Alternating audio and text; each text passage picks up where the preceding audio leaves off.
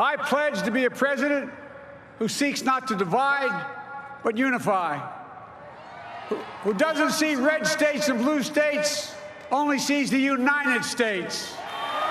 And especially for those moments when this campaign was at its lowest ebb, the African-American community stood up again for me.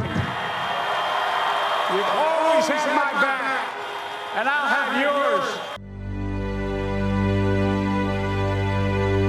In less than 12 hours, Joe Biden will be sworn in as the 46th President of the United States of America, 4 years after the controversies-filled reign of President Donald Trump in the White House. The crushing defeat of Trump makes it the first since George H.W. Bush lost his bid for a second term to former President Bill Clinton. Former Vice President Joseph Robinette Biden Jr. is no newcomer to the White House, having served as the second citizen during the tenure of the 44th President Barack Obama. But how would a Joe Biden presidency affect Africa's over 1.3 billion people? Expectations are high among Africans and African leaders.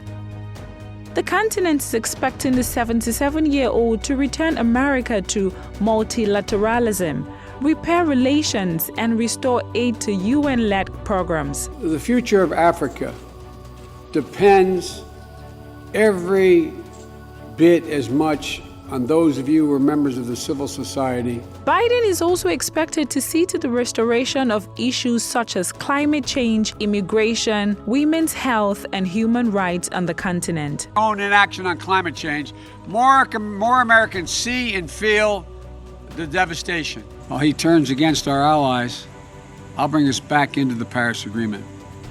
I'll put us back in the business of leading the world on climate change.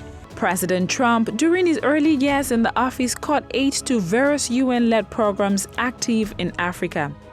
It is therefore expected that a Biden presidency will give this a renewed commitment and restore the funding of some of these programs. All of these nations that take our money and then they vote against us at the Security Council, they take hundreds of millions of dollars and even billions of dollars and then they vote against us. People are tired of the United States being taken advantage of, and we're not going to be taken advantage of any longer.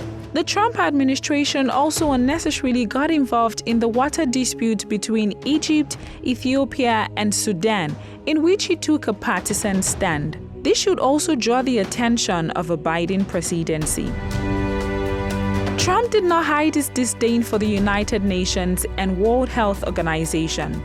African leaders expect to see the U.S. halt its withdrawal from the WHO and join COVAX, the global effort geared towards making COVID-19 vaccine available to poorer countries.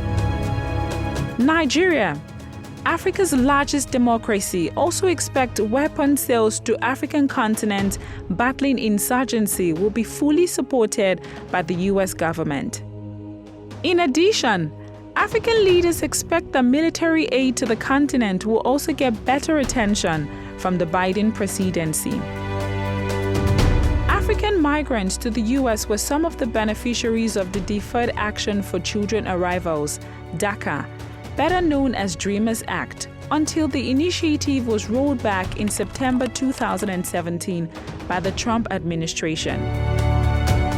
Come January 21, 2021, Mr. Joe Biden and his vice, Kamala Harris, will have the chance to repair the U.S.-African relations by doing away with Trump's approach to the continent. A fresh commitment to Africa is needed at this time of a global health pandemic, which is a burden on most African countries. The Biden administration must now return to multilateralism, heal Washington's political divisions with Africa, and promote future collaboration across the aisle for the mutual benefit of U.S. and Africa.